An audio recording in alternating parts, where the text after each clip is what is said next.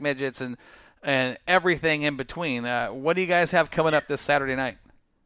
Well, you make us sound like we're the merry old land of Oz with just midgets and sprints and little cars.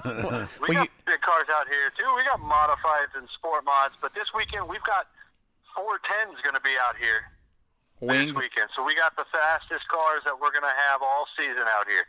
410 wing sprint cars. Yeah, that's right. And they're going to get around Bakersfield in less than 12 seconds. Yeah, I think the record here is like 10.963 or something like that. On a 1/3 mile. That's humming. Yeah. I mean, that's borderline, rocket insane. fuel. Yeah, well, and Mike, you've heard me talk about Bakersfield on the show and at the Bud Nationals, and of all the racetracks I have been to, I truly mean this when I say it, that particular track has got the most unique surface that I have ever seen anywhere in the country. The type of clay that is on there, at night, if you didn't know better, you thought you were at an asphalt track. It gets really, really black. It gets really shiny. It takes rubber, and, man, does it put out some speed. Yeah, it looks like a freshly paved asphalt track by the time the main events come around, and everybody thinks, oh, it's going to be dry slick, and they jump on that stuff, and you can ask a couple of your guys who came down in their cars early this season. Track was real wet at the beginning. They set up for dry slick, thinking that it was going to slick off. They missed the setup by a mile. Yeah, and that is very easy to do with that track. With the sprint cars, now they got that big old Hoosier out there on the right rear, and they really rely on that. What the sprint cars you had this year, did it take rubber and do it like it normally does, or did it stay slick? It took a little bit of rubber, but it wasn't too bad this time, actually. The track crew did a great job preparing it. We had a very interesting start the last time we had the sprint cars out here. We had a power outage leading up to the event, so we weren't even sure we were going to get the event in. But the track crew had already watered the track and got it really ready to get packed in. But then we were all on a holding pattern until 6 o'clock, and then all of a sudden the power came back on, and the track was real tubey to begin with, but it came in real nice by the end of the night. Well, and that's, again, goes to the staff there at Bakersfield, a very experienced staff with the Schweitzer family and the gang. Those guys they're on it. Actually, when the lights went out, they were on it, and generators were coming. They were going to race that night, whether the lights went out or not. But, I mean, they had generators en route like minutes after the lights went out. They were going to get that show in for the fans. That was opening night, by the way. Wow. Dang. Yeah. So let's talk about last week's action, and I want you to tell everybody what's coming up. Last week's action, we had mini stocks, mod lights, sport mods, and mini dwarfs, the little kids. Okay. So, it was an absolute blast to watch everybody come out. We had a bunch of the little kids come out and race their heart out. We'll start with those guys. The junior mini dwarfs, Chloe Cotton, part of that 4 racing team with Jet Yantis and all those guys. She won it going away in the division. In the senior division, Seth Hansen was able to stop the unbeatable streak of Jet Yantis. Jet finished second. Wow. Ended up winning it. That kid has dominated for the last 2 years, and to hear that somebody got the better of him is kind of, I don't want to sound like a big mean bully, but it's almost refreshing to hear another name in Victory Lane. Yeah, I don't know, how you do it, but Seth ran a great race and was able to capitalize on a one restart and was able to hold Jet off for the rest of the race. Wow, impressive and very impressive. Yeah. And then we move up to the mod lights. Mod lights, traditionally, it's been taken over by the Godfather, Zach Forrester. But Zach didn't race this past weekend, and he came out to his team and told everybody, Caden Cochran's going to win the 23K tonight. And he told a lot of people in the pits and in his crew that that's who's going to win tonight. Because he's got the car to beat, he said. And sure enough, Caden won. Very cool. And that's his first win in this year, and believe it's his second win overall on a Mod Light, but his car was just fast. Anthony Balcazar came in second. J.D. Brown had some issues and ended up braking, had a brake rotor seize up on him, so he had to call it a night. That's a tough night. That's a tough way to end the night. Oh, yeah, it was very tough for him. Then, let's see, who else did we have last night? That night we had the Sport Mods. I'm trying to, I'm still in the poker mind here, so I'm going back. Because he's got to remember all this stuff. Right. We had the IMCA Northern Sport Mods come out, and we had, I believe, 19 of those. Good field. Yeah, it started good. Now let me ask you. Unfortunate accidents. That KUZZ sign that's right on the exit of turn 2 jumped out and bit a few drivers. Ooh. And Kevin Johnson in the 20S went for a heck of a ride and took out 3 different sponsor signs on the backstretch. James Cecil in the 12 Sling and Dirt Wear machine, his car went up and hit that wall as well. So it was pretty hairy. Is Johnson all right? Both drivers are okay. That's what matters most right there. Absolutely. Who ended up Both winning? drivers. Who won that sport mod deal? Because you want to talk about another field of tough sport mods. California takes that stuff pretty serious too.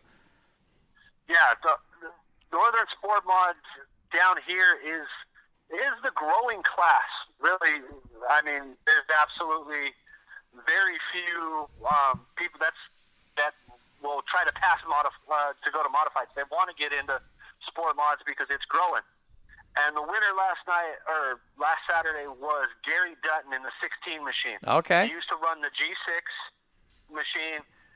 He gave it to his nephew, Ricky Childress Jr., but Ricky Childress broke his collarbone before the season started, so Gary Dutton got back into the car. And lands in victory lane. And ended up in victory lane. Good night of racing for him. How was did you have the names that Michael Johnson and Spain Howard and the rest of the gang? Spain Howard's not running. Okay. He's not racing right now. He got a new vehicle and he's working that out. He told me it's probably somewhere around the Mosier Classic is when he's going to bring that one out this year. All right. Well, that'll be exciting to see. We'll see him at Bud Nationals at least. Yep. Michael Johnson had some issues there. There was a lot of bumping and banging and carnage, to say the least. But he finished. I believe he finished. I don't have my notes in front of me, but I can't remember exactly where he finished, and I don't want to say the wrong thing. So who got the win? Was Gary Dutton? Yeah, Gary Dutton got the win. Good deal for him. And where did he start in that field? He started, I believe, third row. Wow. Start third row against that field with the fast guys up front. Good deal. Yep. Did very well. That track, like you said, usually kind of slicks off and can get tricky, and it got real tricky going into turn 1. A couple of the guys in the front missed the setup a little bit, and Gary was able to capitalize on it and drive away. That's part of the game right there. Absolutely. Right on. So tell me about Saturday night. I know we've got you got the sprint cars coming in. What series is that? Hold on one second here. Let me get back to it to let you know who we got because it changed up again on me. We got the 410 sprints.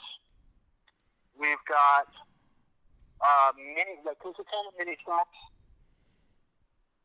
We've got. Get back to it. Hey, they changed it on me. Where's my schedule? There's my schedule. Here's my schedule. Gotta love new phones, man. He brings his schedule with him to the poker tournament. Hobby stocks, IMC stock cars, and mini stocks. So, well, you have a good night of racing down there then. Oh, yeah, we're going to have a great night of racing. It's going to be fast. It's going to be all for Mother's Day. We're going to have a whole lot of fun there, so bring your moms out. Have a good time. What better way to make a memory with your mom than bring her out to the dirt track? Absolutely, and we're going to be looking forward to the pit crews put up on the Bakersfield Speedway page and the Moxie Media Promotions page to help promote that show. And looking forward to see you in action. Doing your thing, Mike. We appreciate you calling in. I want you to win some of that money. well, there's no money involved. It's all for points, and it's a point system. So I'm just trying to win some points to get my spot in Vegas. All right. Well, good luck, Mike. All right. Thank you, guys. I'll see all you guys at the racetrack. Absolutely. Very soon, hopefully. All right, brother. All right. Take care. Have a good night. Bye. All right. Bye. Mike Patterson. Moxie Mike. He's a character, I'll tell you. He one of the best when it comes to working the crowd and getting them entertained, and he's he's got a lot of personality, I'll tell you that.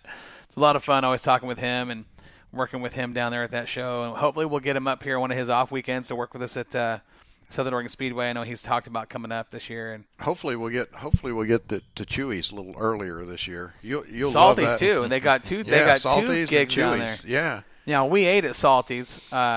We ate at both of them last year. Yeah. And they have a big car show. They bring all these cars in, all these rat rods and stuff, and man, it's something to see. We got off the plane into the Suburban, straight to Bakersfield, went straight to Chewy's, unloaded the equipment, went live hot from the car show, did an hour and a half from there, loaded everything up, finally got to the hotel. It was, but man, to walk through there at that car, and they do it every Thursday night. We're talking 100 beautiful classic cars. It was a great experience. Yeah, they fed us street rods, great food. Salty's fed us. They know how to do some barbecue down that way. That sounds amazing. Yeah, it's going to be a good time. You're going to like it. I want to wrap this thing up, guys, and we've been on the air for 2 hours now, and I've been staring at these filet mignons and this stuff that Sandy made us, and it's getting cold. I got cold. a bite. You don't want yours. Just put it in my plate. Look, he's trying to steal my food. I love it.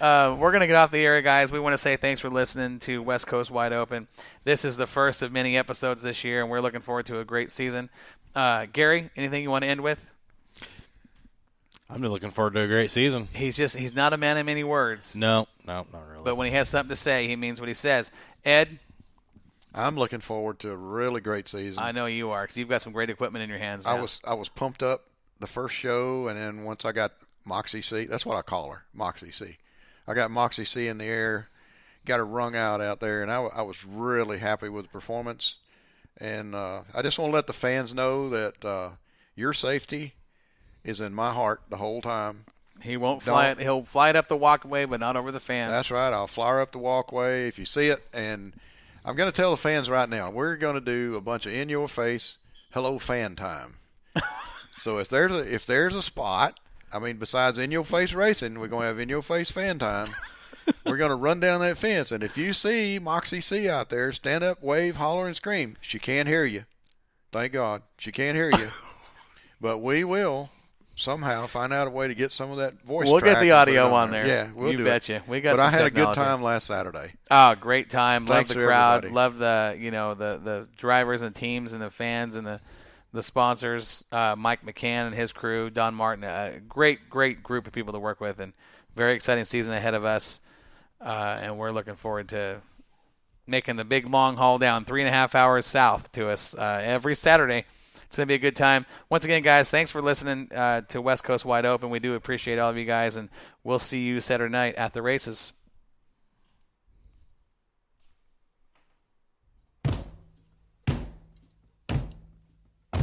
Northwest Dirt News is a production of Moxie Media Promotions. You can contact us anytime at nwdirtnews@yahoo.com.